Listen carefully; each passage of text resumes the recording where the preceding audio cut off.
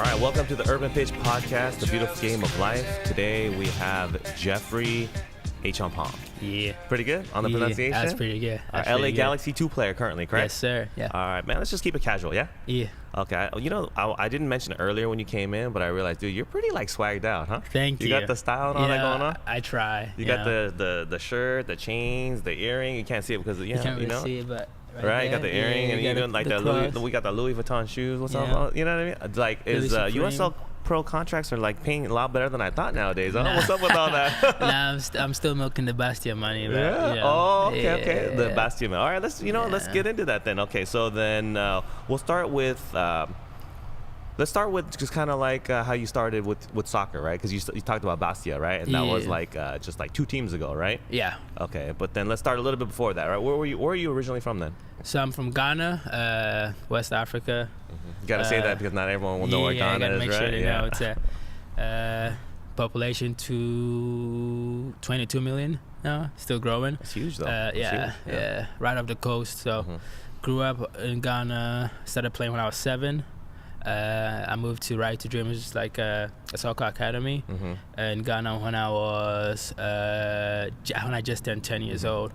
So I moved away from home when I was pretty young. So you said the Right to Dream Academy, right? Yeah. What is that? Because I looked on that a little bit. That was like really dope and interesting, huh? Yeah, it's a non-profit organization that basically gives like underprivileged kids the opportunity to realize the dream. And so I mean, I wanted to be a soccer player. I've had teammates who have gone on to be, you know, like gone into film, just like basically whatever they want to do. So like I have teammates now, former teammates now who are still in college, trying to like pursue the dream of being directors, doctors, you know, lawyers. So the Right to Dream isn't just for soccer or football, it is. So that's how you get scouted as an athlete, as a soccer player. But then you know, your potential of being, you know, turning out to be whatever you're passionate about, just kind of like you know, follow your passion. You could literally just follow. Really? Okay. Yeah. So you got into that academy, and then you moved to the U.S. at what age? When I was 14. 14. Yeah, I just moved to the U.S. For high school when I was 14. Okay, and that's when that accent is permanent, right? That's like that's smooth. I don't even know what I sound like anymore. It's smooth honestly. though. You don't get comments from the ladies on that accent. They always ask where you're from, though, right? They always ask me where I'm from, and then what do you say? I mean, I tell them I'm from Ghana, but then you're like, but it's not like a. But it sounds like it's probably because you've been in like where you were living in France for a bit. Yeah, I lived in France for a bit, and I lived in Mexico for a bit. Mexico definitely didn't pick up anything there because kind of short. It was too short. But I don't know. I think it's, you know, I speak French now, and a little bit of Spanish, not that great, but I think, you know, it depends where I am and like who I'm speaking to. Like it comes out of me when I'm speaking to my mom on the phone. I'm talking to my dad. I think I have to like enunciate a little bit more so they understand. But when I'm in the U.S., if I have like the thick accent, it's hard for people to understand. But I don't know. I think my whole accent now is just kind of a blend between, you know, everywhere I've been and everyone I've lived so far. Okay. Yeah. All right. So then you lived in what, Santa Barbara? I lived in Santa Barbara. Okay. So my high school was in Carpinteria. It's literally 10-15 minutes away. Small school or small private school. Private school. Yeah, 220 people. My class was like 75 people. So I went to Kate School in Carpinteria from freshman to senior year, 4 years, and then I went to UCS before my freshman year. So you're living with your family at this time? No. You moved here with your family? Or no, I moved by myself. Oh, you moved by yourself? Yeah, I actually moved here with one of my best friends, Abu Danladi. He plays for Minnesota now. Oh, he does? So we moved here. It's kind of crazy. We got to the airport with like $20 in our pockets. That's crazy. We thought it was like the dopest. So he was from the Right to Dream Academy as well? Yeah, so we both played at Right to Dream. So then the Right to Dream Academy, it's a non-profit, it sounds like, and if they scout you based on your talent, right? Yeah. And then they give you opportunities. Yeah. And then they ship you off to America with $20 in your pocket? What's that about? That's a whole different story. But because you spent it all, huh? No, so this is what happened, yeah. So they gave you $5,000, but you spent it before you left.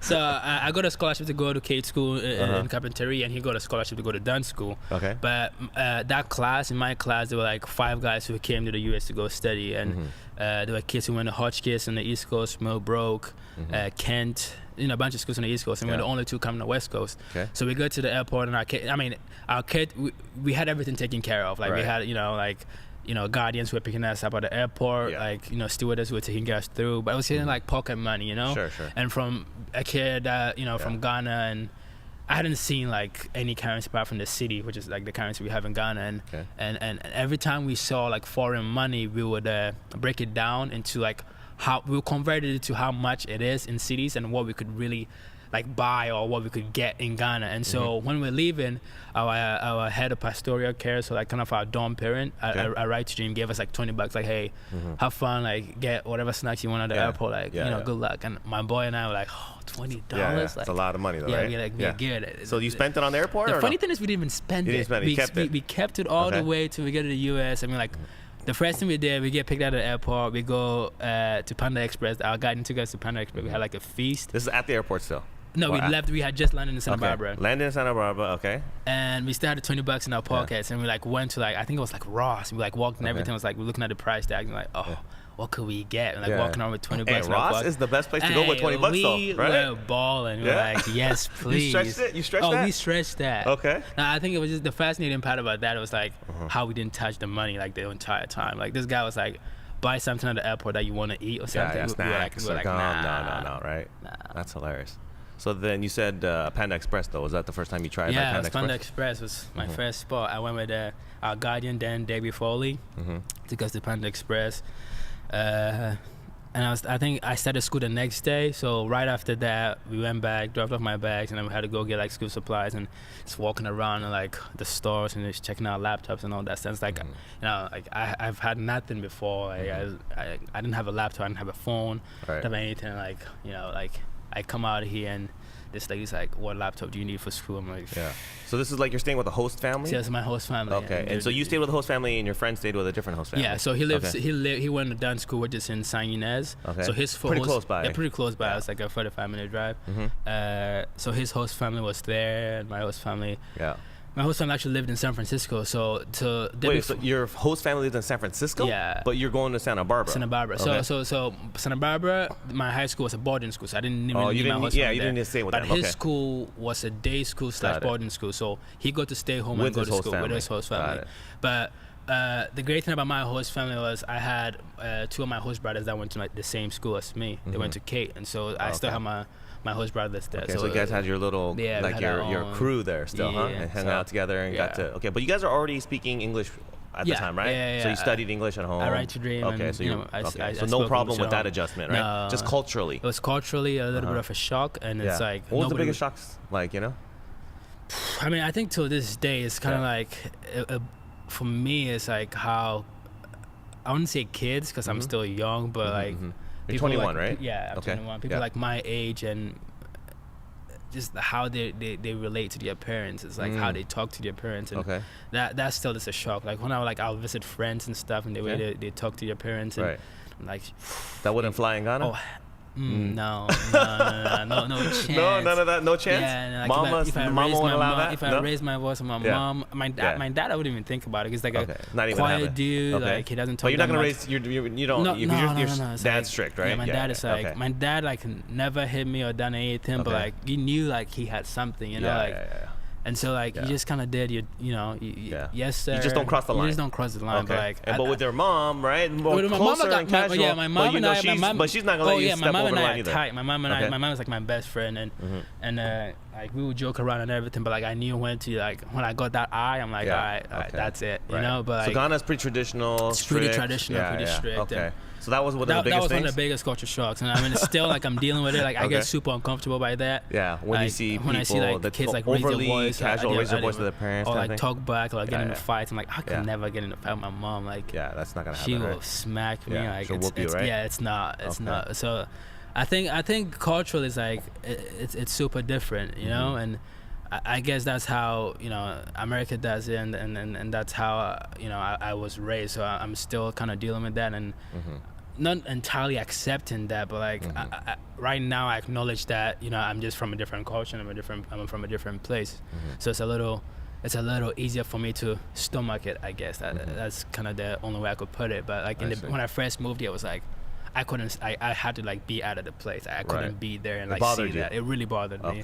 But like now I'm just like what about like in terms of like culture, like with fashion and music and all that? Were you already kind of into like Western culture living back in Ghana, or was that a big culture shock as well? Not really. My oldest brother. So I have two older brothers and a sister. My oldest brother is like huge hip hop head, and so when I was younger, like I would listen to all like he like play all these records that I would listen to as a kid. It's like walking around like not really paying attention. But then my brother that I come after is like really really into it. He was like he like rapped for a time. Like he kind of is a journeyman. So he's done it all. Like rapped for a bit and done a bunch of stuff. So like through him, like I got myself kind of immersed into like the music and the fashion I saw. I saw the baggy jeans phase. I saw the big gold chains. I saw the new era caps and the huge white tees. I saw that like through him. And for me, I like because of him, I was able to see all that before I came here. So it wasn't really like a shock. And I like the music, and I like fashion. And I like to look good. And I like to feel good about myself. So like seeing all that before I came here, kind of was like, oh, that's pretty cool. So what kind of which artists are your kind of your top 5 kind of that you like right now? Yeah, like if it's on your playlist, who's on your playlist right now? You might be shocked by that, but I love Georgia Smith. Okay. Georgia Smith. She's like a British artist. She's like my number 1 right now. Okay. Like anything she does, I think she has an amazing voice. I listen to J. Cole a lot. I listen to who do I listen to right now? Young Gravy. You probably don't know him. Young Gravy. Young Gravy. Okay. He's up and coming or what? No, he's been around for a minute, but like hip hop. Yeah, hip hop. Okay. It's kind of low key. Young Gravy. Okay. He's where is he from? I think he's from Tennessee. Okay. And he might be white, but the name is kind of a throw off. Oh, I see. Young Gravy. Looking him up real quick. Just look up Young Gravy right now. But my teammates is gonna give me a lot of stick for that because I played a lot in the locker room. And they're like, "What the?" Is it Young with Y-O-U-N-G or Y-U? Y-U-N-G. So he's a white guy. Yeah. Do you see him? Yeah, I see him. Matt. Okay, known as Young Gravy. Okay, from Minnesota. I am. Oh, he's Minnesota. Yeah, he's from Minnesota. Shout out to Budan Laddie too. Mr. Clean. Mr. Clean is like his well-known hit, huh? Yeah. Check him out. Okay. Yeah, but like I listen to a lot of British music. So Georgia Smith, Skepta.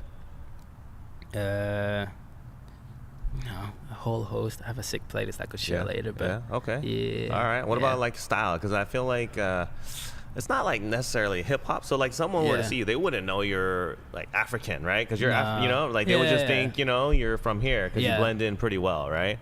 But they will probably think you're like real cutting edge, right? Yeah. Kind of like maybe like I don't know, like maybe like Pharrell, because he's got like an edge of both hip hop but also creative, not like hardcore hip hop, you know what I mean? I think I draw inspiration from everywhere. Yeah. When I see something I like, I'm like, I could do that and pair it with this. Like I don't necessarily like stick to something. Like I'll wear like I'm wearing long white socks with like dress pants and like sneakers and it's plain white tee with like a statement on there or like a hat. Letting them know with the LA Galaxy, though, just throw something in there. But like, I like doing my own thing. I don't really like copy and paste. I like I would get a shirt from here, put in my closet for like the longest time. Like, oh, that would go well with that. And I'll put it on later. I just do my own thing. But like kind of simple, accessorized, but like not overly. It's kind of interesting to say that because I don't think like, especially in the U.S., right? Soccer players are known for being like all that fashionable, you know what I mean? Now I think that's more important. Like you're in Europe, right? They've always been it's huge. Yeah, it's big, right? Especially like in France, right? But it's like in Italy, right? Yeah. But like in the U.S., like pro soccer players are not known for being fashionable, right? Like NBA, they always show them, right? Like D Wade, and they're always wearing like certain clothes, and they're always trying to look for it. But MLS, especially, or like pro, they don't really, they're not known for fashion, right? I think part of it's also the budget. Okay. Like LeBron could go out and buy a whatever he back wants, for right? $60K. Yeah. But then it's like that is part of it, right? But if you're really into like fashion, you don't necessarily have to drop that much money, right? Yeah. But then you were saying earlier you dropped some of that Bastia money still, right? Yeah, but no. Okay, so this is it. Yeah, I would tell you this shirt is from Forever 21. Yeah. Okay. It's like a cheap shirt for like $19. Yeah. But like I know how to pair it together. I know how to put it together. So like I wear a sick shirt that goes well with my pants, and like I'll spend like a little bit more on my shoes. But like when I'm wearing the ensemble, when you see me, you're gonna be like, oh, like, it looks dope. That fit. Yeah. Okay, so you put the money on the shoes. Yeah, but it's and not then all, the jewelry, huh? Yeah, it really is not all about the tag on whatever it is. Though, like one of my when I first moved to Bastia, like some of my teammates were like dropping huge money on like Philippe Plein. I don't know if you like that designer. And for me, I could never wear anything Philippe Plein. Like I'm not like trying to like mess up. Like if Philippe Plein wants to sponsor me, like whatever. But we'll take it. Right? We'll take it. But like maybe I could offer right. like some input. Yeah. Okay. But what I think, it's like it reaches the point where people just put stuff together just cause. It's expensive. Just a label. Like, just a label. But you're saying that's not your style. Not right? necessarily isn't it. Like I have like some shirts that overly like throws out like maybe like a Givenchy or you know a Versace or like it's bold. But like if I'm wearing like a white Givenchy shirt with like you know a black Givenchy label on it. Like I'm not gonna throw on like I don't know 18 more labels on top of it. You're saying all the way I'll through. wear you know jeans with it and Got like it. Vans it has to work. Like I'm not trying to just do labels. No, and it's necessarily not like it doesn't have to do with the label. Like is it comfortable? Does it look good? Period. Like it has nothing to do with you wearing like the name brands for the sake of it. And so to my point is when I first moved, like everyone had Philippe Plein stuff, and Philippe Plein is like super in France, right? in France. It's super colorful. It's like over the top. It's like because they want them to know right away as soon as they see it that they're wearing that, right? It's like super out there. Now I never found that at all appealing. So that was not even that long ago. 2 years ago. No. I mean, it still happens. I'm like, I would see. But I'm saying in your experience, right? Because you were in Bastia, right? Playing in Ligue 1. That was what, 2 years ago? Yeah. Okay. And so then that was right out of college then? Right out of college. Okay, so you played at UCSB. I played at UCSB my freshman year. Yeah. And then you got scouted. How did that all happen from playing in college, right? And then ending up in Ligue 1? It's actually a super cool story. So my boy Abu that I was talking about, Abu Danladi plays for Minnesota. And before he signed to Minnesota, he was on trial at Chelsea when he was 17, I was 16. So I think my sophomore year, his junior year, he went to Chelsea on trial. You know, he did well. You know, one thing led to another. He didn't want to stay at Chelsea. He came back to school, and you know he was fine with it. And then I think his senior year he went back on trial in Monaco, and Monaco really wanted him to stay, but he's been dealing with a lot of injuries, and so he couldn't stay. And then he came back into the draft at the end of his senior year, and got drafted by Minnesota, number 1 or number 2. But the same kind of agent that he traveled to Monaco with was the same guy that kind of saw me at UCSB. And so after the season, my freshman year, he suggested I go on trial in Europe, or at least spend that spring quarter in Europe, like training and trying to figure out what I wanted to do. And he knew I wanted to play professionally. He knew I wanted to like move on and play, you know, in Europe, or just get playing instead of just hanging around in college. And so I spent 2 weeks in Bastia during the spring quarter, and you know everything like that as planned, and I got to sign there for 3 years. And so you signed a 3-year contract with Bastia. I signed a 3-year contract. And the agent is the one that hooked all that up. Got the trial, and he's paying for your stay and the travel, flight, everything. Okay, that's good. So. You know, so then you hooked up with Bastia, right? So I hooked up with Bastia. Played for what? So I played for 2 seasons. The first, so I signed in the spring. The season was almost over. I got a couple of games to the second team, and then I came back for the 15-16. Yeah, and you know, played that season. Didn't go too well. We got relegated, and. Yeah, we got relegated. Before we get into that, though, okay. So then, when you were playing in Ligue 1 though for Bastia, right? That was like 2015-16. Is Zlatan there at that time or no? No, he had just left PSG. He had just left PSG. Yeah. Okay, and then Neymar, was he there yet? Nah, he wasn't there yet, right? They had just signed Drexler. Okay, got it. So you missed both, right? Yeah, I think the game against PSG was Drexler's first game, and I remember just like warming right by him. I was like, this is nuts. Like. Right. You know, 3 months ago I was playing college ball. Yeah. And now I'm like one of the biggest signings is just like right here. You know? So then you signed a 3-year contract. How good was that money though? It's decent. Decent? Yeah. Good enough to. A first contract. Yeah. I took care of my mom, took care of my dad. You know, it's comfortable. That's awesome. The first year contracts are not that huge, but like you know, coming from a college where you're making obviously no money. Not making anything. To being able to like send money home every month and take care of your family, it's huge. And for me, that was one of the reasons why I left college. Right. Just to make sure my parents were getting old. My brother and my family kind of needed the support, and my oldest brother was the only one supporting us at that point, and being able to contribute was like one of the things that I really wanted to do. And so I was always curious. So when you sign a contract like in like Ligue 1, right, a European contract, and you sign it with the team, you said it was a 3-year contract, right? Yeah. Did you get like a steady every week paycheck, or you know what I mean? Because you know how they always in the news they talk about like a week pay or week salary, whatever. Yeah. So how does it work? Do you get like a paycheck every week, or what, throughout the entire year for 52 weeks? How does it work? You get a paycheck every month. So every month. Okay. At least at Bastia that I know of, But you got once a month. You get once a month. Okay. For 12 months. Well, technically for 12 months. So like during the off season, are you still getting it or no? Yeah, but also the off season is like literally 2 weeks. Okay. So, yeah. So then the preseason and all that. That's okay. Right. Okay. So throughout the year, you get once a month. Okay. Got it. Okay. Yeah. So then it was a 3-year, but it wasn't guaranteed. How does that work then? I mean, technically. Should have been. Yeah, it depends what your contract is, and my situation was a little bizarre, especially with Bastia. It's not. We just didn't get relegated, and that was it. We got relegated, and because we didn't have money. Yeah. We got relegated because there was no money to stay in the club. To stay there was some crazy. So it was like some craziness going on behind the scenes. There was a lot of behind the scenes. Yeah, behind the scenes. Yeah. You don't want. You don't want. Are you like staying away, tiptoeing around? What? I just think like. I could write a book about it. Yeah, it was that crazy.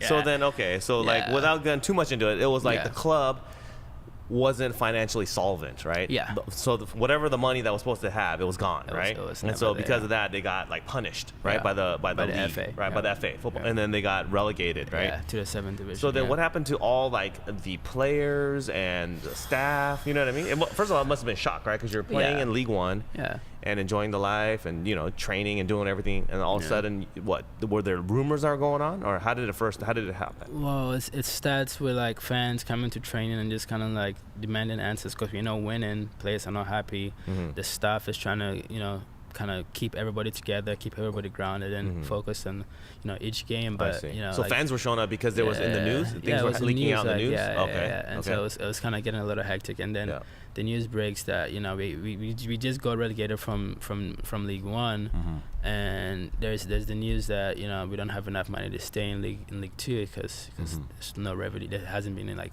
substantial revenue coming in. But then So then, first of all, was it like how big of a deal is it to get relegated from like Ligue 1 to Ligue 2?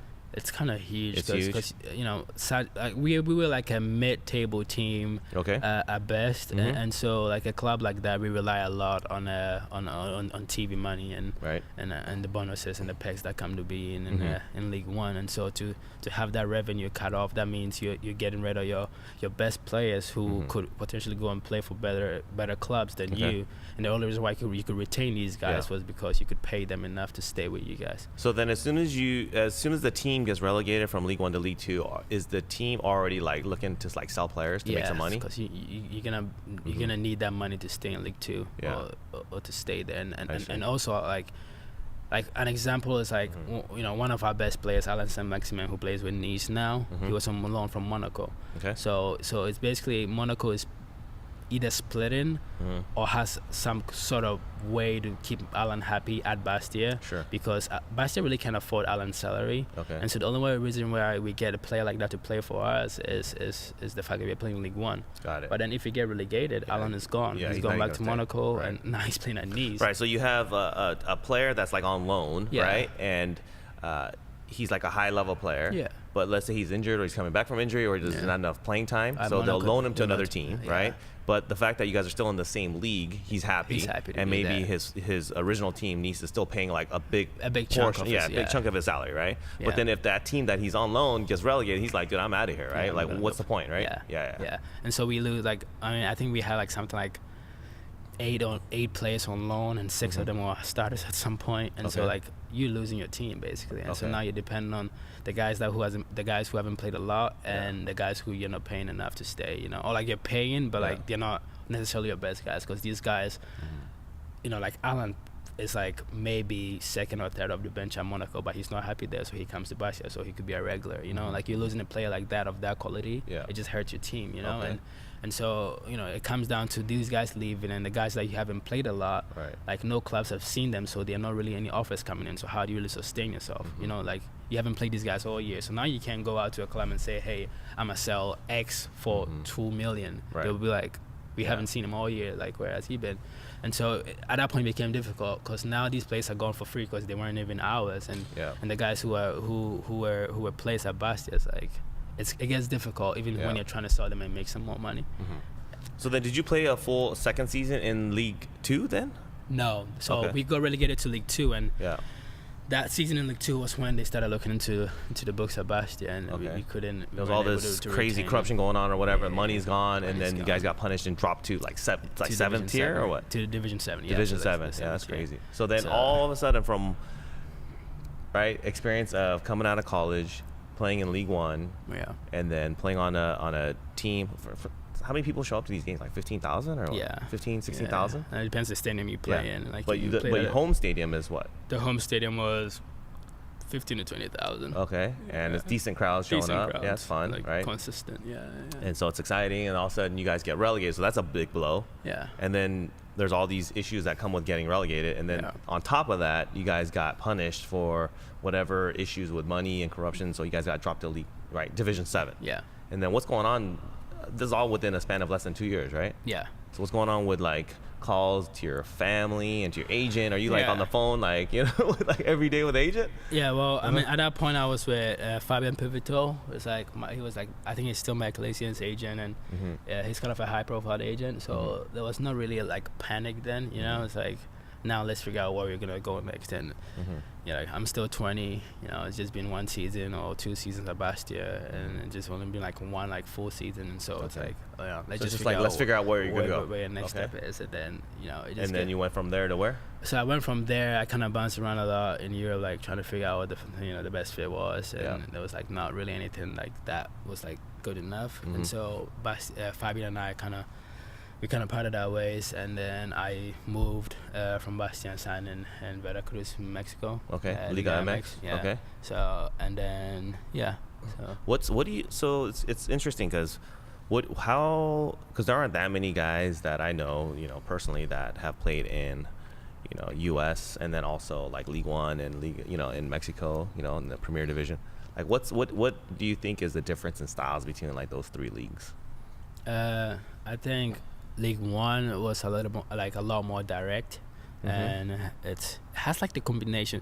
I don't know if you've read. I was just reading this article a couple of days ago. It's how everybody kind of knows at this point in the soccer world how League 1 is kind of like the farmhouse for the EPL, because the EPL and League 1 has a lot of like similarities. Okay, so it's physical, very direct. Okay. It's it's like big, fast. Okay, fast, big, long balls, kind of. Yeah. And just kind of like let's get to the point. Just get to it. Okay. Just get to it. Okay. And so that was kind of the biggest thing in League 1. It was as technical as it was. It was the main focus wasn't on that. It was like if you have a big, tall striker, get it to him. Feed him the ball. Just feed him the ball and get feed Zlatan and let him score, kind of thing. Get the creative guys around him, and then we figure it out. Okay. And I think in Liga MX it was go like all technical. Like I think our biggest player there, he was like 6'4", he's our center back, but like I think he was the only big guy. Like our best player was Kiko Villaba, who was like maybe 5'4". Okay. It's like I think in the Latin Americas it's just like super technical and it's all skill, but like it's all skill and technical. But saying that, it was like non-stop, like counter attack. Right. I thought that no was rest. No rest. In Liga MX. In Liga MX, I think the first 2 weeks that I got there. So I get on a Thursday night. Okay. I check into the hotel. Like everything is all good. I show up on a Friday, and they're running. I'm like, what's going on? Like they play on the weekend. It's like running. I'm like. So you're saying on a Friday instead of like resting before the game. We'll do walkthroughs. Yeah. They are running. I'm like, okay. That's bizarre. Right, and then the game's on Saturday. They play the game on Saturday. Yeah. And then it was like I think they tied that game. Okay. Whatever. I show up on Monday. First training session is like on the line. We just all run. Right. I don't touch usually the it's ball. like game recovery, right? Yeah, day recovery day. Ease into it, right? And it's usually like there's a easing into the beginning of the week after the game, right? Yeah. and then ramping it up a little bit, and then midweek, you know, real hard session, right? And then when you get closer to the game, kind of, right? But there's none left. It's just like the whole entire time. Yeah. Wow. Okay. And so I get into training, my first training session on Monday. I don't touch the ball. I just run. Oh wow. And for like 2 weeks straight. It's like my high school soccer. 2 weeks straight. I'm just booking it. Just and running. So I call my agent. I'm like this is dude, not for like me. what is going on? Like I can't do this. I'm complaining. He's like, just be patient. You just, you know, just like you don't want to be that guy right now. Like you're just a new jumping, right? Yeah. Just like make sure you're just doing whatever they're telling you to do, and don't worry about it. It's gonna come. And so I get put in my first scrimmage with them. And it's non-stop counter-attack. Like, we get the ball, we go, we lose it, they're coming. Like, there's no, like, all right, we got it now, let's possess, let's build it now. And so, like, the first 20 minutes, I'm gassed. I'm, like, literally grasping for air. And so I'm like, holy mother, like, this is probably why they run so much, because there's no rest. Like, you have to be so fit to be able to do it. And, like, it was so easy to just sit in the stands and criticize players from, like, being gassed. Because I wasn't there, I was like, he is tired. But then, like, being in that scrimmage that day, I was like, I need to run more. Like, I get back to training the next day. I'm like, whatever you guys want me to do, I'm doing it. Because at that point, it's like, it's totally different. Yeah. It's totally different. Did you go the full game? No, I got subbed at half. Yeah. I mean, I gotta sub the new guy out, man. He can't hang, man. He's like about to throw up over here. No chance. I mean, I pushed through by at half. I was like, Sarah, like, I get it. Yeah. I just need to get fit. Did you tell the coach, or the coach was just like? No, I think I actually was supposed to play 45 minutes, so it just worked out. Like, I was just kind of like, I was like, oh, I really wanted to go, but nah, I was done. Okay. But, yeah. That's interesting because, like, on TV, when you watch it, like Liga MX, it's not that readily apparent. You know, it's not that obvious that the pace is like that. No, it's not. You can see the technical aspect, and they do run, but you would not realize it's like that. No. Interesting. No, nobody keeps the ball. It's just go. Really? And, like, that's how you do it in training too. So. I think that was the biggest difference. Okay. Especially, So then, how did you make the transition from Liga MX to where you're at today now? So you're like, all right, I gotta get out of here. No, it's crazy. No. I wanted to stay. Right? No, I loved it. I loved every bit of it. In Mexico? Yeah. How was the lifestyle compared to, like, France? The lifestyle was amazing. Okay. They're really into the game. Oh, yeah. They're such fanatics. It's the fans. We had the fans support. at training every single day. Like, I was just telling one of my teammates yesterday, Geoffrey Acheampong, he plays with me at Galaxy 2 now, but he played at Tijuana. Okay. He played with the Cholos, and we were, like, kind of like sharing stories yesterday, and I was like telling him how one time, like, I mean, I think it was maybe one of the first training sessions when I was there. I was like, training is done. I get in my car, I'm leaving, and as I pull towards the gate, I see like a little fan like run towards my window, and I roll down my window to like say hi or whatever, and he sticks out like this like pad for me to sign. So I pick up the pen, I start signing. I look up like as I'm done, and there's a mob like rushing towards the car, and that was like maybe a Tuesday, Wednesday training session. That's crazy. It's like that's how passionate they are about football, and it's like I was telling him, it's like that was like, and then I'm like riding with my teammates. He's like, you should have never done that. Like once you open that window, it's game over. Okay. And they're like teammates behind you like honking, like just kind of messing with you. Yeah. But like once you open out your window, it's over. And like that's not a game day, that's training session. So like during game days, like it's impossible to get out of the parking lot. It doesn't matter win, lose, tie. Like these guys are like all behind the team. So then France, it wasn't like that?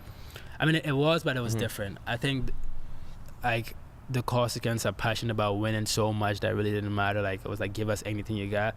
And so if we go out there and we gave everything that we got, they were like all for us, you know. But I think Mexico was just like a little bit of a shock to me, because Veracruz is not a big team in Mexico, and we weren't winning a lot of games or anything, but like it was still crazy. So how is it like when you are going to like restaurants and you know, nightlife in France? Are you like recognized? Are you getting, you know, are you going out with your teammates, you know, or compared to like Mexico? How was it? I mean, on the island, in Bastia, like everywhere you kind of went.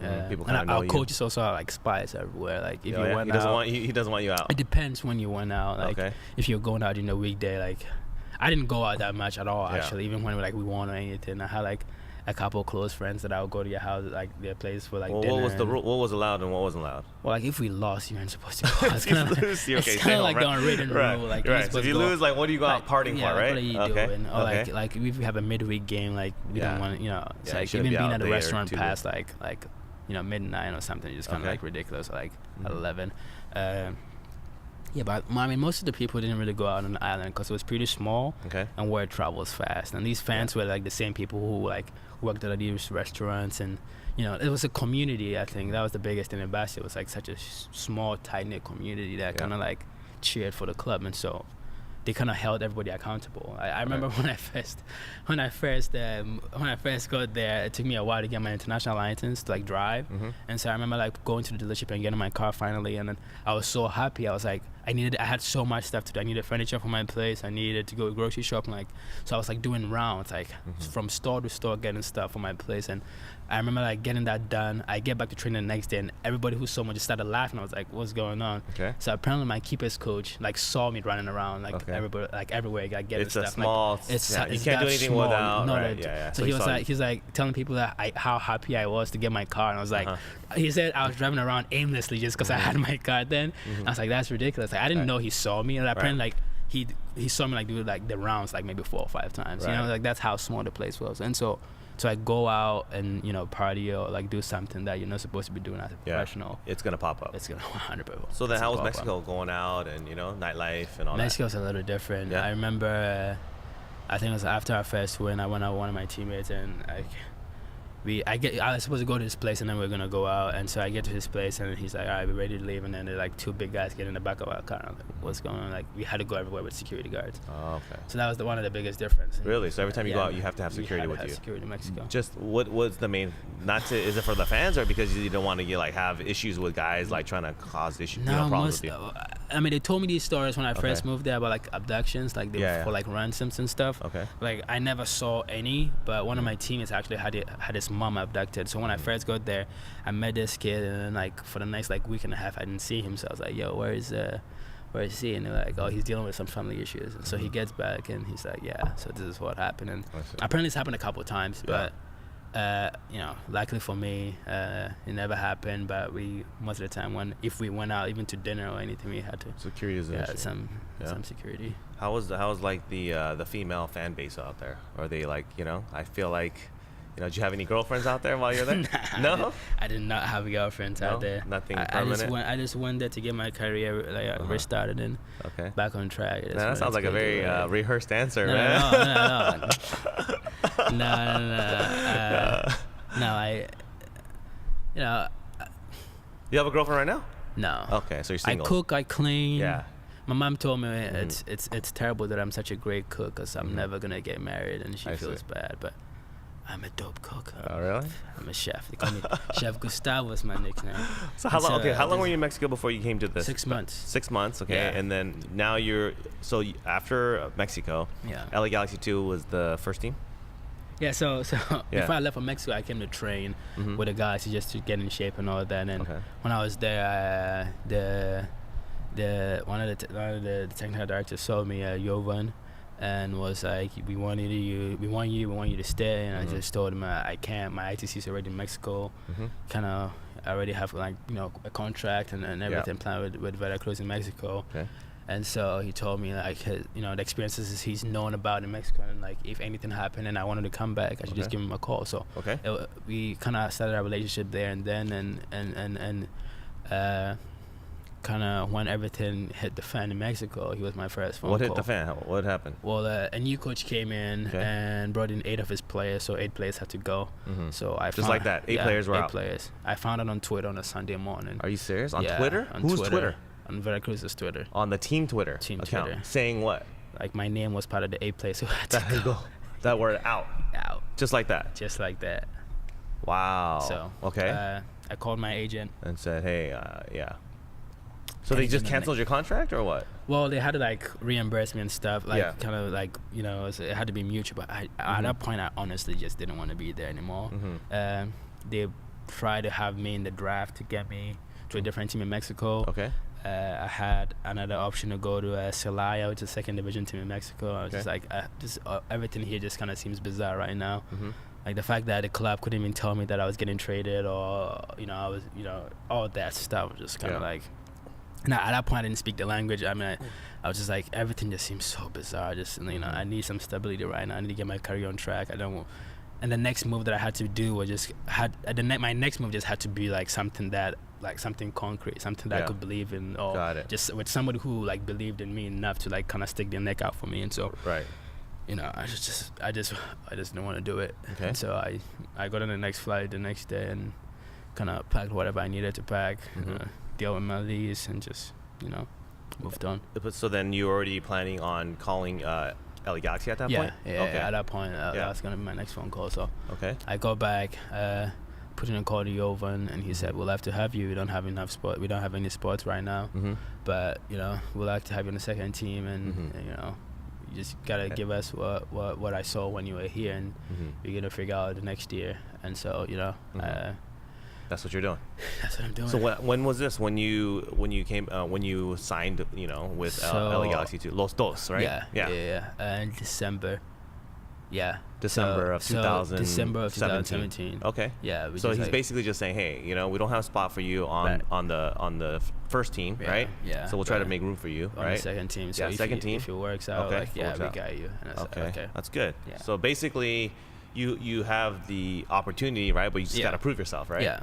Okay. I mean, and also like with him, it's for me, especially in my career, I haven't really like come across anybody who, I mean, my agents did, and some coaches have. Like one of my favorite coaches was my assistant coach at Bastia, an amazing coach. He absolutely like, I adored him so much. He like, you know, he helped me so much grow as a player and as an individual. He's always been there for me, and like as a soccer player, you don't really find like a lot of coaches that stick their neck out for you, or a lot of anybody in the business that actually like goes on a limb for you. And so to have somebody who, I mean, Jovan saw me train once, and you know, it could have just been another player. Like, he doesn't need me. He brings in Zlatan Ibrahimovic like 6 months after, so he doesn't really need me. He could go out and get whoever he wants. But like after training session, he wanted to keep me here, and he wanted to, you know, see me come through the club, and you know, like. And so at that point, I was like, if, you know, anybody who is able to like, you know, see a player and just kind of like give him the shot that he needed, and the fact that I was able to go to Mexico and try that out, and when it didn't work out, I put in a phone call to him, and he wanted to have me back and, you know, help me go through, you know, Galaxy 2 or whatever, and give me the opportunity to do that and be able to prove myself. It's just this is the Los Dos coach? No. So Jovan is the director. What's his Jovan what? I'm trying to look him up. He has like an interesting last name. How do you spell it? I got you. Actually, no.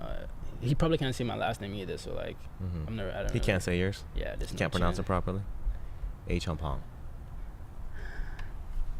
He tries though. Okay, Jovan Karofsky. Okay, he's the technical director. Okay, so he's the technical director of the club. Yeah. Huh? Yeah. Got it. So like, yeah, it's hard to find people like that to like, you know, who got your back, especially in the soccer world. And so the fact that he was able to do that for me is just kind of like, you know, whatever you want me to do, however you want me to do it, you know, I'm just gonna have to like, you know, put my ego aside and just work my butt off to be able to prove to you and everybody else in the organization that I just deserve a chance to be out there. So. What do you think? What do you think about? So right now you're in USL, right? Yeah. So, like, do you know the U.S. soccer landscape pretty well? Are you familiar with it, or have you know what I mean? Like how there's been so much happening lately in the last few years with NASL, you know, USL, you know, and going from like, third division to second. You know, are you familiar with all that? Or I know you just USL kind of play? is like technically like the second division. It is I know NASL was like used to be the second division. Yeah, but even before that, USL used to be third division, right? Really? But now it's currently second. Yeah. You know, there's a lot of like. Did NASL fold? Is that what happened? Yeah, they're currently like in hiatus, you know, because they couldn't get enough teams, you know, because basically NASL was second division and they were like almost pretty much trying to compete with MLS. Yeah. And you know, so that's what happened. Yeah. So they're trying to compete with MLS, trying to, you know, get to, you know, Division 1 status. Yeah. And there was all these issues, you know, there was like the big boy on the block and they couldn't do it, so they couldn't get enough teams. So they're almost folded. They haven't completely folded yet. Yeah. But during that time, MLS and USL, came up with an agreement. And so, you know, obviously they have MLS teams that have, you know, their second division teams in USL, and so that's where we are today. But the question I was gonna ask you is like, what do you think about it? Because I know, like, obviously being with Los Dos is huge, right? And you know, there's a great opportunity, and you know what I mean. It's like LA Galaxy, you know, they're like one of the top team, 5 championships in MLS and the history, accommodations, all of that, right? Yeah. But then when you play against other USL teams that don't have an MLS team, right? They have a bigger fan base, right? And they have huge, you know, some of them have huge crowds that show up to the games, right? Yeah. How does that affect you? Like, because you're playing at home and the accommodations are great, right? You're playing at StubHub, but then necessarily the fan base isn't quite there because everyone's all focused on the first division team. Yeah. But then if you go to, like, let's say, I don't know, like back Sacramento. in the days, Sacramento, right? 20,000, right? Yeah. How does that affect you? Does it, you know what I mean? Does that like bother does you? Does it bother me that I'm playing for Los Dos instead of Sacramento? Not that's what you're saying, but the fact that you're, you know what I mean? Like, you're playing for Los Dos, but like there's this huge disparity in terms of you know, the recognition and the acceptance, and right? No, I think for me it just pushes. I don't know. I think for me, it just pushes. You know, as a player, you just want to not be in that situation. You just want to keep growing and be better. Be better, so you could be playing with Galaxy instead of Los Dos. I don't think anybody's looking at that as like, oh, I'm playing with Los Dos and kind of that's it. Like for me, like if I'm playing Sacramento at Sacramento, and they have 20,000 people, and I'm playing Sacramento at home, and I have 500 people. I'm not really bothered about it doesn't who's affect in your the game. stand. It doesn't. I mean, I think for some players, like your standard kind of raises. But I'm a competitor in a way where I just like I compete with the next man next to me. So if I'm playing the number 10 and there's a number 6 defending me, I want to beat him every single time and dominate. Like that's my job, and that's what I want to do. I don't want the 6 to intercept all my balls. So I don't want the guy that I'm playing against to beat me. So at that point, like for me, it's all mental. I don't look in the stands. I don't count, you know, who's watching and who is not. It's just, for me, it's just like it's me and the next man, honestly. But you know, when you're going to some of these games, you know, like you have that, right? That so expectation and kind of excitement, right? When you know there's gonna be like 10,000 fans showing up, rowdy, right? I totally see that. So like when we played Sacramento away, you get up for it. Yeah, you get up for it. I think everybody raises the level for that, and that was like maybe one of our best games we played this year. Everybody kind of lifted up your game, and you know the atmosphere is great. Obviously, I'm not saying that the atmosphere doesn't help with the game 100%. But what I was trying to say is like you're still a professional. At the end of the day, at the end of the day, you're a professional. That's the bottom line. And it's if you're playing in front of, you know, 500 fans or 2,000 or 200 or it really doesn't matter. It just comes to you finding a way to win games and. You know, you're getting the job done. That's really matter. Even if it's an you know intramural scrimmage, it really doesn't matter at that point. You just gotta get it done. But yeah, it definitely raises the game. And so the advantage we get, especially is like going on the road and playing against teams where they have like a bigger fan base. Like we want to go there and shut them down. We want to go there and put in enough work where we could walk away with win or draw a point away from home. And at that point, that's it. We really don't kind of focus on, like, oh, we are home now. And it's, I see. I mean, we do actually get decent fan base. I mean, there's really not. There's just, like, there's a big difference between the first team and the second team with, right? Yeah, 100%. Yeah. So then how much interaction do you guys get with, like, the first team? Do you guys, like, practice against them or with them? And, we share the same gym. Our locker rooms are, like, right next to each other. We train. Some players get to train a couple times with the first team. You guys get the scrimmage? So it's kind of different. So we do, but so, like, let's say, like, on a weekend, I don't get a lot of minutes, so I get less than 40 minutes that weekend. Okay. We kind of, like, and somebody on the first team gets, like, not enough minutes and they need to stay fit. We'll mix and play a game on a Sunday or a Saturday if it's a midweek game. Right. So we still see each other interact a lot. Like, today I was in the gym and, like, everybody kind of walked in after training. And so it's like, we see each other a lot. We have the same tunnel. We do see each other a lot. But is there a little bit of tension between the two teams at all? No, not? Like tension? Okay, maybe that's not the right word. Because, like, I'm thinking of, like, high school, right? Like, if you're on JV and you see, maybe that's not the best one. No, at all. Because everybody's a pro. It's just basically, like, what you're dealing with. So, like, the 7 international spots for international players. So if you're in the first team, that doesn't mean you're better than anybody in the second team. It's like, it's not the right time to be there. And you're not needed at that moment by the coach. And so if your chance comes, you just arise to it. 7 international spots for 1 and 2 years? No, for just one. And so if you're on the 2, I mean, the 2s have, like, we have, like, a lot of international players on the 2. So basically, you're just kind of waiting around and working hard and waiting for your chance to open up. Okay. And so just like Like, I don't see a first team player and say he's better than me. Like, not at all. Like, you don't think that, but what I'm saying is, like, let's say, for example, LA Galaxy, right? Yeah. If they're, like, killing it, right, and they're dominating, right, and, you know, they're, right, because right now they're, what, like, 4th, 5th place, right? Yeah. Let's say they're in 1st place and they're dominating, right? That I would feel like, oh, man, that I have less chance of breaking into that, right? Versus, you know what I mean? If they're kind of struggling, you're like, hey, man, they're a little weak on the midfield, you know? And I'm like, you know? I think it's actually different. On the contrary, so this is how this works, So like, right now, if, like, let's say they were balling now and they're winning every game, they're blowing everybody out, If Ziggy Schmidt sits down and goes, all right, so we're killing everybody like 3-0, like, why not throw Ephraim in the midfield and have the 15-year-old go have a good time? Why not, you know, have, like, X and Y up, like, you know? But like if they're not doing well and they're struggling, there's not going to be a lot of chances coming in for young ones. I'm talking more like next year. You know oh, next year. Yeah, you know what I mean? Like, there's room, you know what I mean? If the team's not struggling, they got to make some changes. They got to shuffle some players in and out. I mean, like, even PSG promotes from within, Like, if you're doing well with the second team and you're doing well, you know, you're doing everything right, I think your chance is going to come. It's just, you're right. I mean, if they're doing well and, like, they're playing super well, and next year, they're not going to really need, like, a lot of reinforcement. But if they're struggling, they're going to want to shake stuff up. But, like as a pro, you just kind of, like, and it's the same organization. I want them to do well. I want them to play well. I want them to win championships. I want to be part of that, like, winning culture.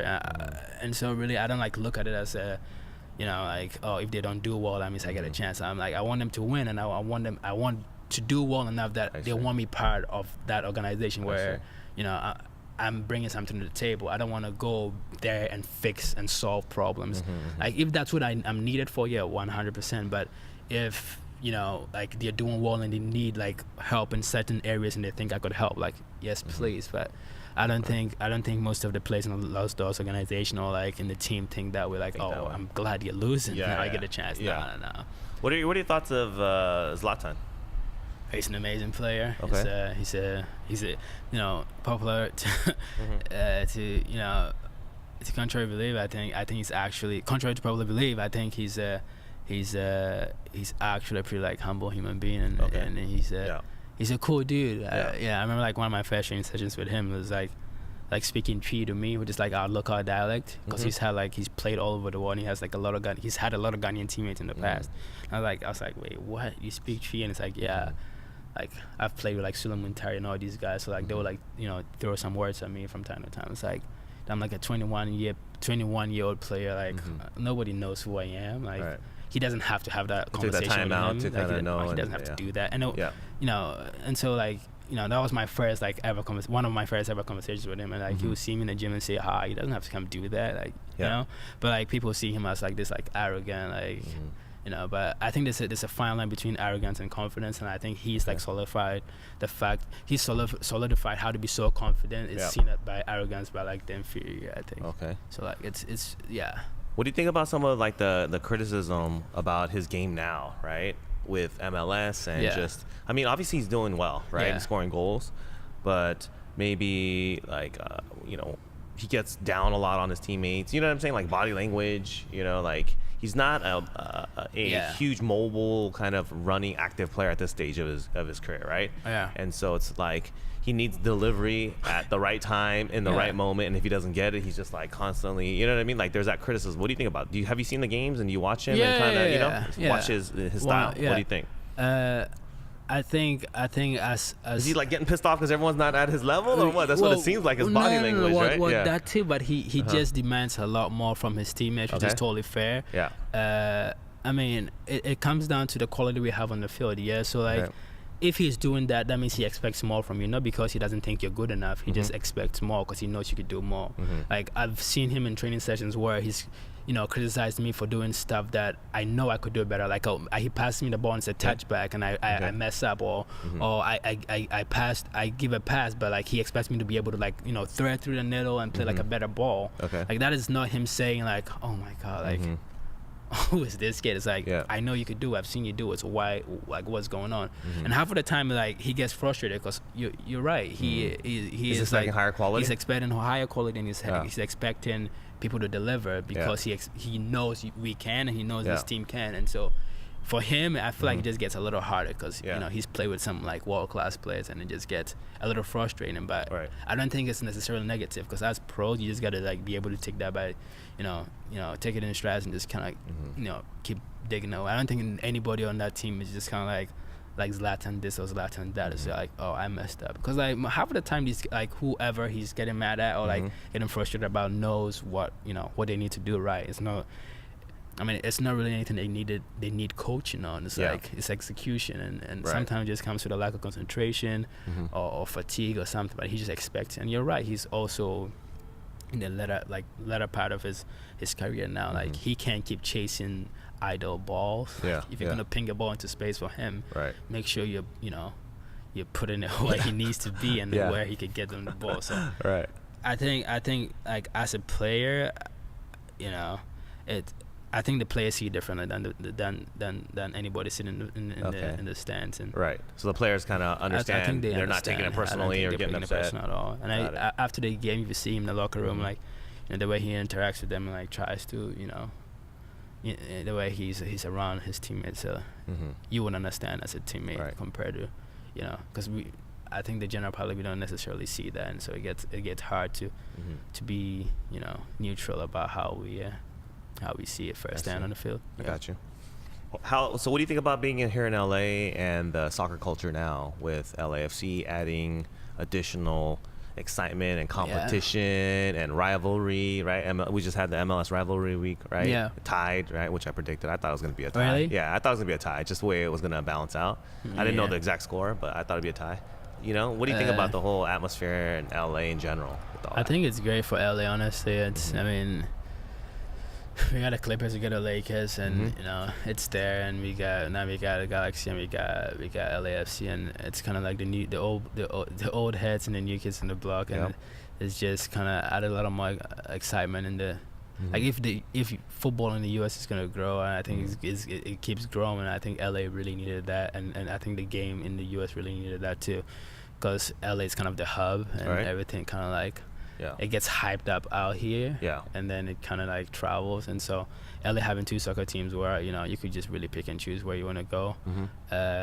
Do the players like it, like inside the locker room? Are they like it? They don't get offended or think like it's like the upstart club, and LA Galaxy has the legacy and all that, since '96, kind of thing. I think it gets everybody kind of gassed, It's like we're gonna go out there and kind of just show them who is there. I feel like that's the mentality, and if I was out there, that would be my mentality. It's like I play for one of the most prestigious clubs in the US, and if I'm playing against a new club that just came in, I want to go show that like that royalty that comes with wearing the jersey and having the badge on your chest. It's just kind of like that's really it. I mean, I think that's what it goes through their heads every time they take the field, because like Galaxy is known to be that guy, and so it's every time they step out, it's kind of like we can go out and try and dominate. And so that's I feel like that's having LAFC only just enhances the hype around soccer in the US and the growth that we kind of really need right now. Right. Okay. No negativity. No negativity. All right. All right. What about kind of wrapping up? How has it been in LA? Where are you living right now? I live in Carson. You live in Carson? 2 minutes from the suburb, so it's pretty convenient. So you're right there. You live with other teammates? Or I live with a couple teammates. Okay. And what do you guys do to kind of let off steam and all that? Where do you guys hang out at? Right now there's a Fortnite hype going on. Oh, really? So Fortnite doesn't that keep you guys up all night long? Right? No, game? If you play late, that's when the pros are up. So you gotta play when the noobs are up. Okay. I don't play that much. I used to play FIFA a ton, but I don't game that much. I go out, I hang out, I go to the beach, I go eat. I like to see LA. I've lived in Santa Barbara for the longest time, but I've never actually lived in LA. I've like been to LA and like hang out in LA with friends, but this is the first time like living here, so I'm just kind of like exploring. And with my track record, 3 clubs in 2 years, I've learned to kind of start enjoying like. I lived in Bastia, where it was like a 45-minute ferry to Italy, and I never went because I thought, I had focused. You had time. And also, I was like, I have 3 years here. I'll figure it out. I'll figure a way to get there. I saw the ferry leave every morning, come back like every night, and I never did it. And so like right now, I'm just starting like you know, going out and enjoying, you know, the moment a lot more than kind of I just like, oh, I'll do it later, you know. Like Fortnite is always going to be there, so you know. Yeah, so the guys are gamers then, huh? Yeah, most of the guys are gamers. They go out, a bunch of them live in like Hermosa, Redondo, Long Beach, so they go out, they're kind of beach people. Okay. Sharkies? Have you ever get these guys? I've had Sharkies, never been. You haven't been there? Never been Sharkies. Yeah, it's okay. You can avoid it. Yeah? You can avoid it. It's okay. I'm sure you'll be real popular if you go, though. I'm sure you guys will have a good time. Yeah. But you guys all hang out together as like teammates for the most part? Yeah, roommates? I'm actually like the roommates obviously, but I'm actually like meeting a couple of teammates after for like dinner and stuff like in Hermosa. So we get along pretty tight well. crew. Yeah, we're pretty tight crew. I just had like lunch with Emmanuel Boateng before I came, so it's like, you know, like first team, second team really doesn't matter. It's like you know, so it's kind of a big giant family. Yeah. Awesome, man. Yeah. All right, we wish you the best of luck. Any last words to your supporters out there? Thank you guys for having me. You know, just live your best life. That's basically it, you know, because you never know. Never know, right? You never know. Man speaks from experience, right? Yeah. I appreciate you joining us here on the Urban Pitch Podcast, the beautiful game of life. And we'll see you out there. All right, thank you.